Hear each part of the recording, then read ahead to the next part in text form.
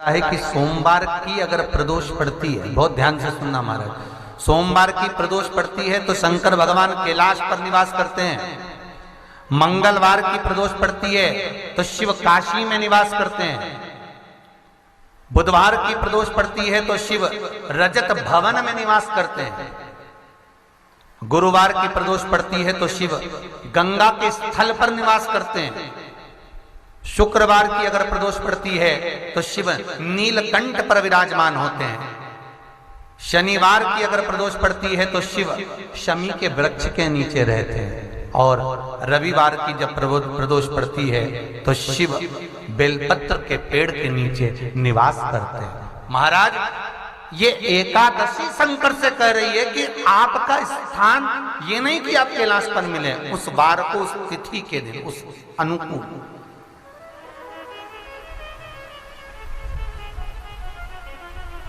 हमारे यहां कहते हैं सोमवार की जो प्रदोष पड़ती है वो इच्छा पूर्ति करती है। मंगलवार की प्रदोष रोग से मुक्ति देती है।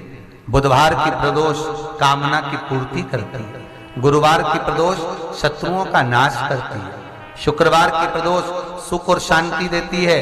शनिवार की प्रदोष संतान का सुख देती है। और रविवार की प्रदोष जो काम दुनिया में कोई नहीं कर सकता वो अचूक फल की प्राप्ति रविवार की प्रदोष करा देती है। महाराज ऐसी प्रदोषों का नियम वर्णन किया चाहिए। भगवान कहते ठीक है तू थोड़ी देर खड़ी हो।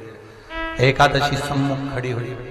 पार्वती जी ने जिस अंगुष्ठ का जल पीने के लिए लिया था हाथ में, बस पीने ही वाली थी, शंकर भगवान ने वही हाथ में जल लेकर एकादशी के हाथ में उसको देकर कहा ले, ये मेरे द्वारा निर्मित एक व्रत है जिसे त्रयोदशी के दिन तूने मांगा है, मैं तुझे देता हूँ।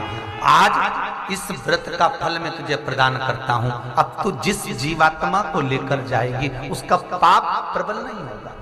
किसी स्त्री, पुरुष, बालक, बुजुर्ग जो भी होगा जिसने प्रदोष का व्रत करा होगा वो जीवात्मा को तू किसी फल की कामना से नहीं स्वतः ही लेकर चली जाए।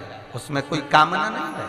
बन सके जीवन में 11 प्रदोष या 26 प्रदोष करने के बाद आप उसका उद्यापन कर विराम भी दे सकते। पर जीवन में एक बार प्रदोष का व्रत मौका मिले, जिस कामना से जिस दिन का भाव आपके मन में आए कि मुझे रोग से मुक्ति पाना है तो ये प्रदोष मुझे करना है, मैं रोग मुक्ति के लिए, हम मंगल जो भी आपके मन में आ रहा है, संतान प्राप्ति के लिए शनिचरी प्रदोष, आप उसका स्मरण करें। फिर लिखा शिव महापुराण में, बड़ा सुंदर लिखा वेदव्यास जी ने, मान लो आप प्रदोष का व्रत नहीं कर सकते,